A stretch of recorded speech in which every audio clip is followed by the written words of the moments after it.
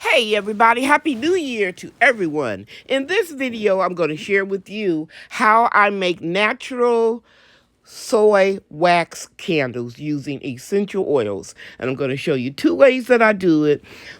One where I use natural wicks, and one way that I do it without wicks so I can put it on my candle warmer.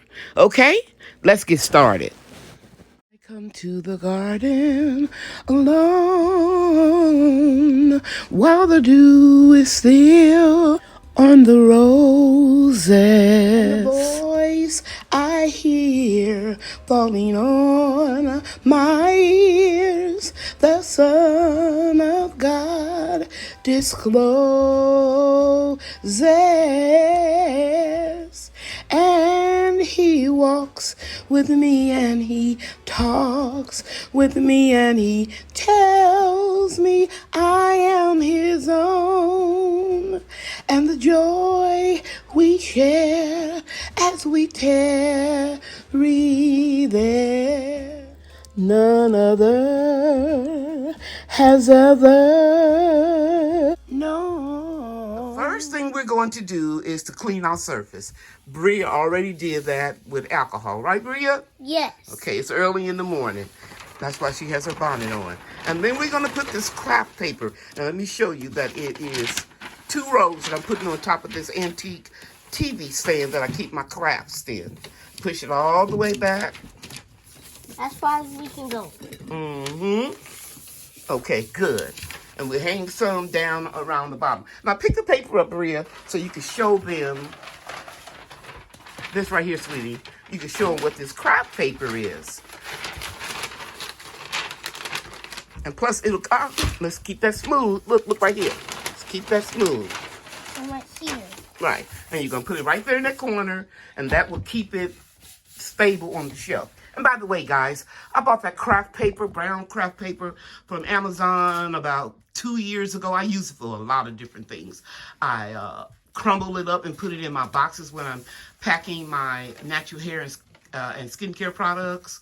I use it when I'm taping up seams in cardboard, when I'm laying it down to put wood chips so that, you know, the grass won't grow through it. So this it's a multifunctional craft paper you can use for a lot of things. So I put this here so it'll protect the counter, right? The top. From the candles from spilling. Yes. Thank you, Bree. Okay, now we're going to set up our wax melter. This is a Solite wax melter. I got it from Amazon, and this is what I want to stress to you. Be careful when you first put your wax in. Make sure that you turn this lever to off.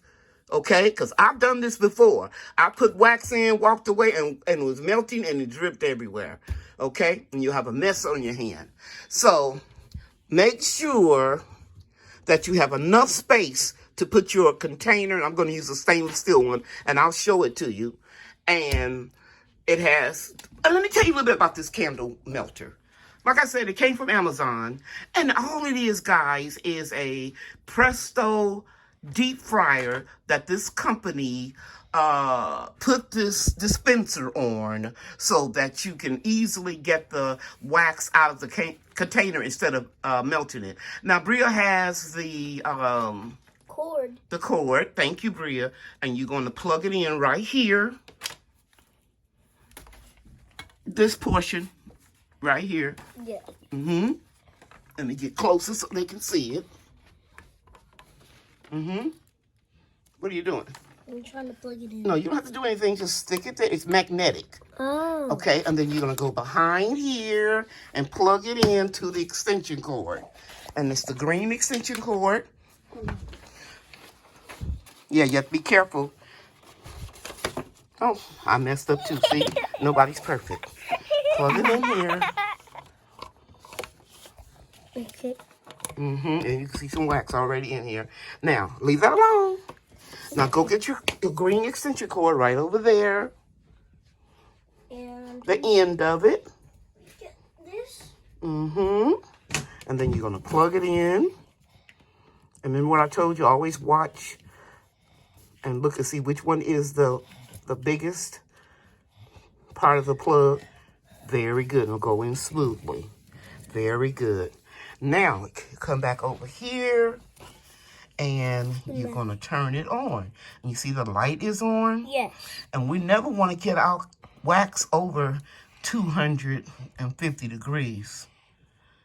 Ooh, that's bad. But it's set right now for around 300. You don't want it to smoke and start evaporating. Yeah. But as soon as the light goes off, we're going to switch it to 200, between 200 and 250. Okay? Yes. But it takes a while to melt. Now we're going to go get some more wax. I already have a little bit in here. And this is what I like so much about this little wax melter, is that when you have some extra wax and it doesn't have any essential oils in it, you can just put the top on it and put it up. Okay? Yes. Let's go get more wax. Here's the 100% soy wax that I use. I get it from Amazon, and it comes in a 10-pound bag. I just read all the reviews during COVID. I didn't want to go into local stores in the Dallas area, and I started purchasing it on Amazon. And when you consider if you have Prime and you get free delivery, it costs about the same if you were to get it from a big manufacturer. And those big manufacturers of this wax, they are all small third-party merchants on Amazon anyway. I'll insert this little sticker to tell you exactly what type it is, and I love it. I've been ordering it for a very long time. Now, I put some in the warmer, and as you can see, it's melted, and I had it set at 250. I'm going to turn it down just to keep it warm at 200. Now, you need to, and you see now why I put this paper here. So any splashes when I was pouring the wax in, it will protect the counter of this antique TV stand. So now I have my wax in, and it's warming, and it's staying around 200 degrees. You follow your manufacturer's directions, as I stated previously, so that, you know, you find out what's best for you and the wax that you use. Let me show you all of the other things that I have. Now, these items weren't purchased on Amazon.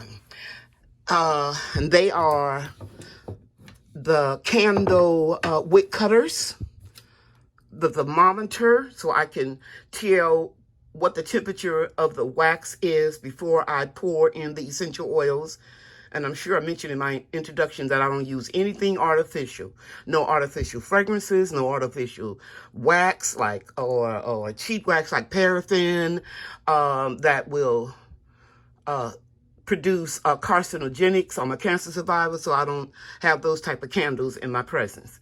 So, but you can find this, I think it's called a candy thermometer. You can find it on Amazon. And I bought this stainless steel pitcher spoon that I just had at the house.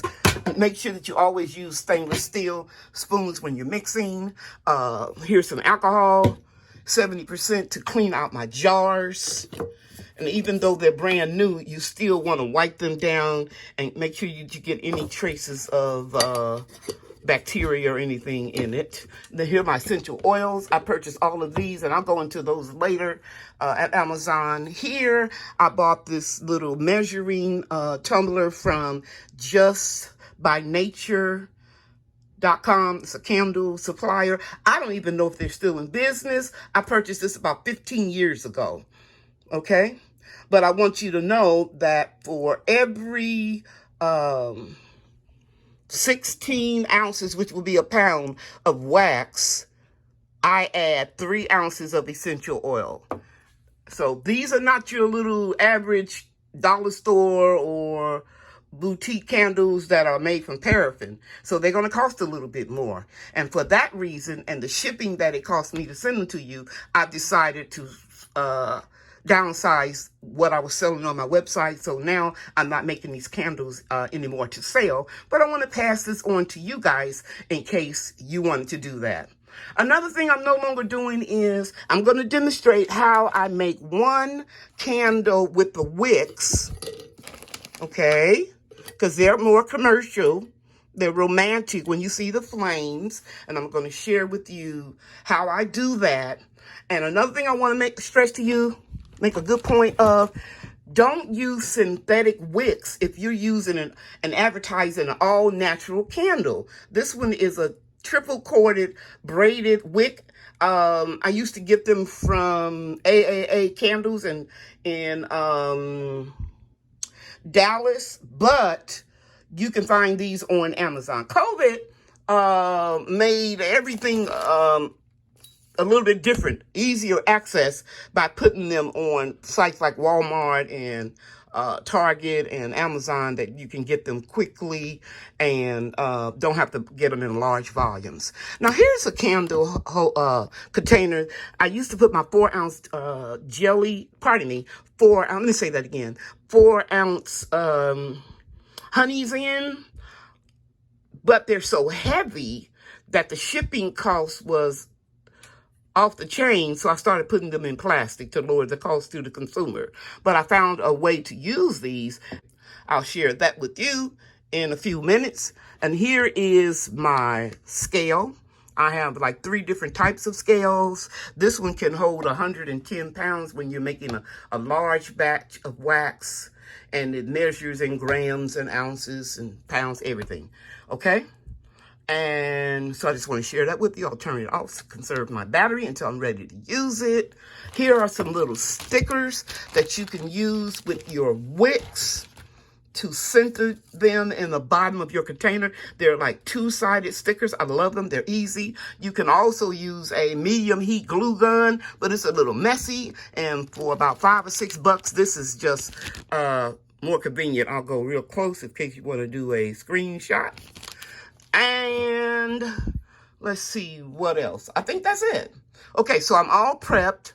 I'm going to put this down on the floor because it won't come in contact with the wax. And I'm going to show you how, oh, this right here, it came from AAA Candle Company as well. I don't think they're still in business. It's a local supplier in Dallas. Again, you can check Google to see if they're still in business. These containers are very old. The shiny ones are the oldest. And let me just show you what my candles look like when they're finished. And you can see I have 2 wicks centered there. And yeah, and they'll burn for 40 hours nonstop, but it's not advised that you do that. You should like turn them off every 8 hours or so and trim the wick down and let it solidify and then burn again. Okay. I think these came from Amazon. I put alcohol in them and wiped them out. And I love the little top. They were as close as this little shiny candle that I could get, and it's 8 ounces. Okay, I think I have everything I need, and the next thing I'm going to do is I'm going to pour up some wax. I'll be right back.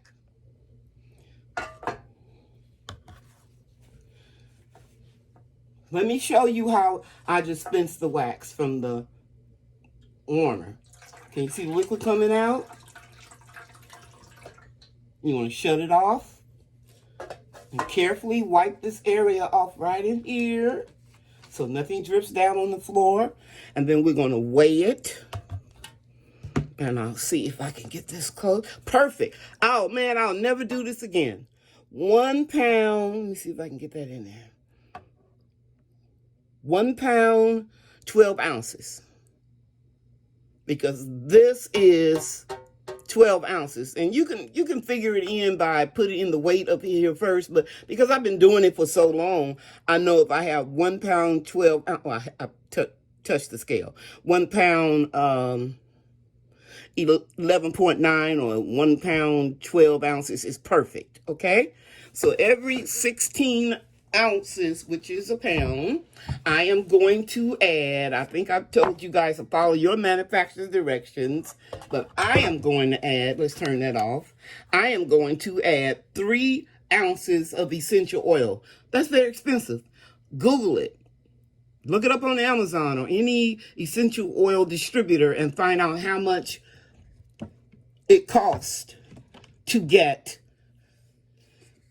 3 ounces of essential oil. And then you'll realize why your candles are premier candles. They are not the little cheap ones. So you can see that line is perfect there. 3 ounces. That's a lot of essential oil. And then I told you guys you want to use a candy thermometer to make sure that your wax is not over 200 degrees. So I'm going to slint this towards you. Put the thermometer in that wax. And let it reach its full temperature. And the longer you've been doing this, the more you'll just get a feel for it. But you always want to double check.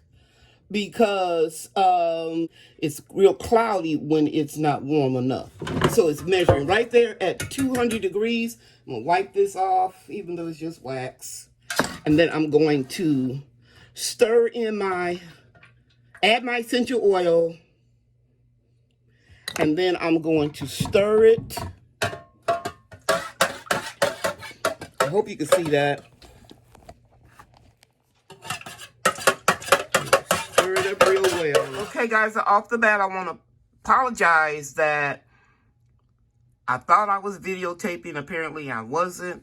When I put the wicks in, I put 2 of them using the 2-sided sticker here, and I just put them at the bottom toward the center of the candle before I poured it, and I put this little candle stabilizer, wick stabilizer, I guess that's what you call it, here.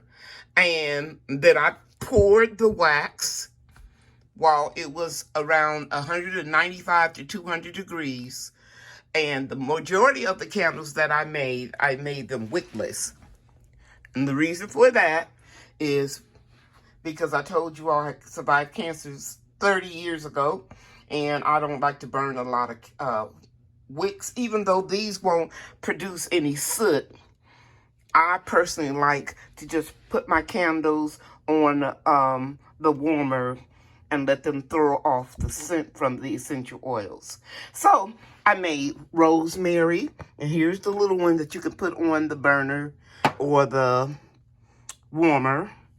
And these are all the rosemary. I made a lot of peppermint to give to my children and for my grandchildren to open up their nasal passages during this flu and upper respiratory season. I saw something on TV saying that it's going to be real bad this winter.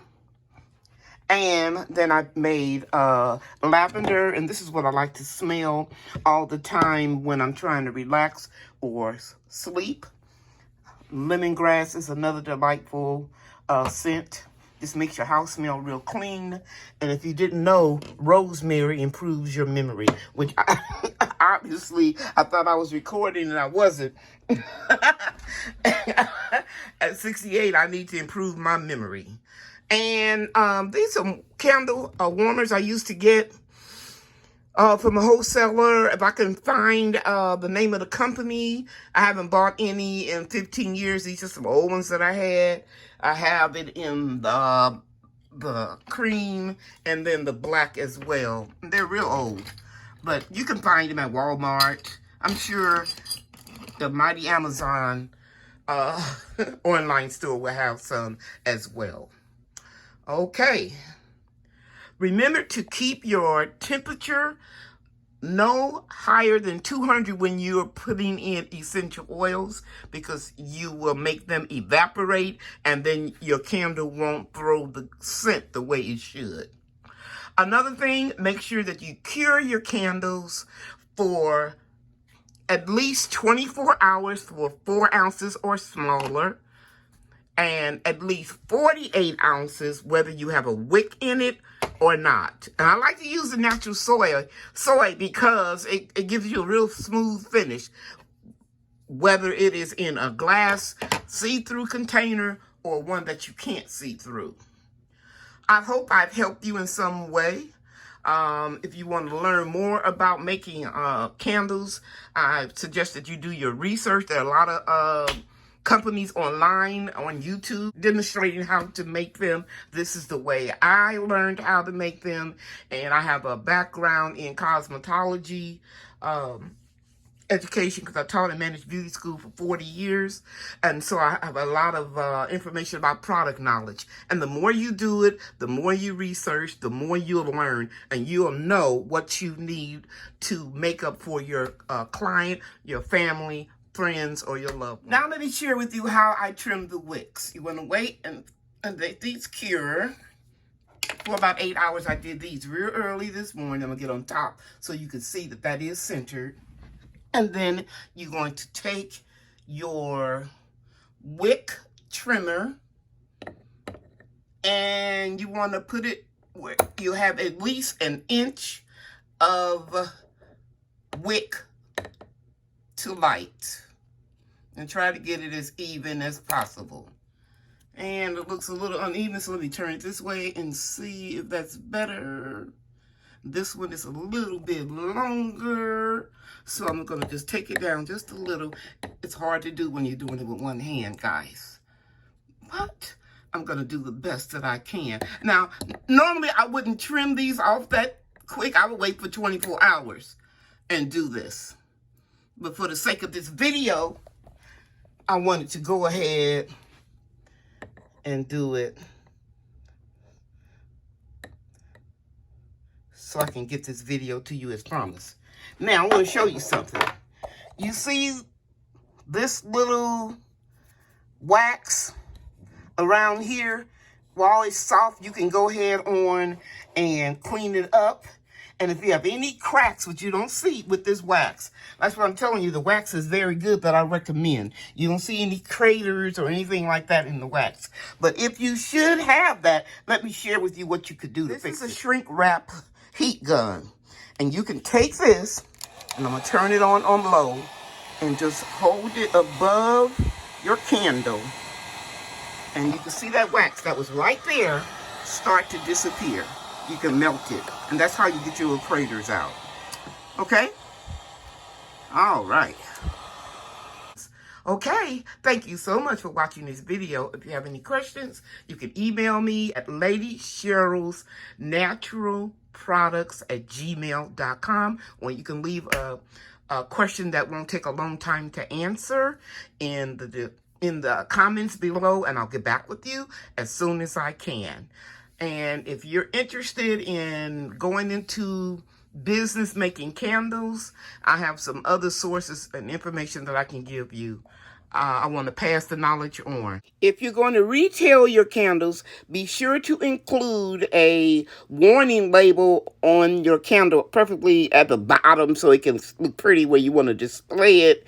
And that way, you know, you will be in compliance of any laws in your state concerning homemade products and especially candles. You want to make sure that your clients or customers are aware that they can be a fire hazard, and the label will share with them what they need to do. Okay, take care, everybody. Thanks for watching this video.